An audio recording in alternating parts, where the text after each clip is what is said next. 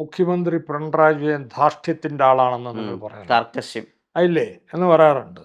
നിങ്ങൾ ഇത്രയും നാൾ ടി വി കണ്ടിട്ടുള്ള ആളാണെങ്കിൽ, മാധ്യമങ്ങൾ ശ്രദ്ധിച്ചിട്ടുള്ള ആളാണെങ്കിൽ എനിക്ക് പറയണം, ഇയാളെക്കാളും ധാർഷ്ട്യക്കാരനായിരിക്കില്ലേ ഇവിടുത്തെ പ്രതിപക്ഷ നേതാവ് അധികാരത്തിൽ വരണമെങ്കിൽ? അതെ പ്രതിപക്ഷ നേതാവായിട്ടിരിക്കുമ്പം തന്നെ ഇയാൾ കാണിക്കുന്ന ബഹളവും കാര്യങ്ങളും, അയാൾ മര്യാദയ്ക്കൊരു വാക്ക് സംസാരിച്ചിട്ടുണ്ട്?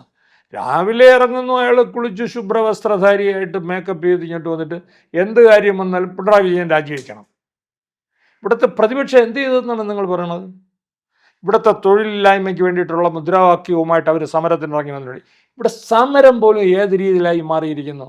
എന്തെങ്കിലും ഒരു കാര്യം ഉണ്ടെങ്കിൽ ഒരു സമരത്തിന് വേണ്ടിയിട്ട് ഞങ്ങളുടെ പാർട്ടി പ്രവർത്തകർ, യൂത്ത് കോൺഗ്രസ് എല്ലാം ഇന്ന് സമരത്തിലാണെന്ന് പറയും. പാവപ്പെട്ട ആർക്കും ആരെ അറിഞ്ഞൂടാത്തതായിട്ടുള്ള ആളുകൾ, ഒരു കൂട്ടം ആളുകൾ ചെന്ന് പോലീസിൻ്റെ നിന്ന് അടി വാങ്ങിച്ച് മണ്ടയും പൊളന്ന് 2 ദിവസം സമരം നിൽക്കും. സമരം വിജയിച്ചോ വിജയിച്ചില്ലയോ ആരും അറിയുന്നില്ല. അത് തീർന്നു, ആ സമരം തീർന്നു. ഒരു സമരം ഏറ്റെടുത്ത് ഇവിടുത്തെ പ്രതിപക്ഷ നേതാവെന്നൊന്ന് നയിച്ച് വിജയിപ്പിച്ചുകൊണ്ട് വരുന്ന ഏത് സമരമുണ്ട്?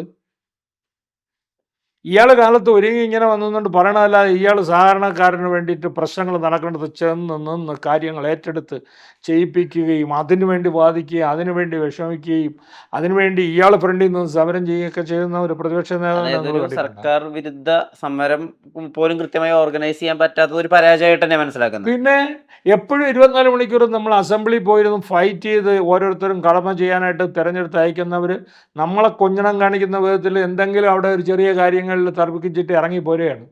ഇറങ്ങിപ്പോകണമെന്ന് വെച്ചാൽ എവന് പോകണം, എവന് പല ആവശ്യങ്ങളുണ്ട്, അതിന് വേണ്ടി ഒരു കാര്യം ഉണ്ടാക്കിയിട്ട് ഇറങ്ങിപ്പോകുന്നു. ഈ ഇറങ്ങിപ്പോകാനാണ് അവരെ സെലക്ട് ചെയ്തത്. ആ പരിപാടി നിർത്തണം ആരായാലും. അത് ഇന്നത്തെ പ്രതിപക്ഷം മാത്രമല്ല, ഇന്നത്തെ ഭരണവർഗം നാളെ പ്രതിപക്ഷത്ത് വരണമെങ്കിൽ അവർ ഈ ഇറങ്ങിപ്പോക്ക് പരിപാടി നിർത്തണം. ഇതൊരു വെല്ലുവിളിയാണ് ജനങ്ങളോട്.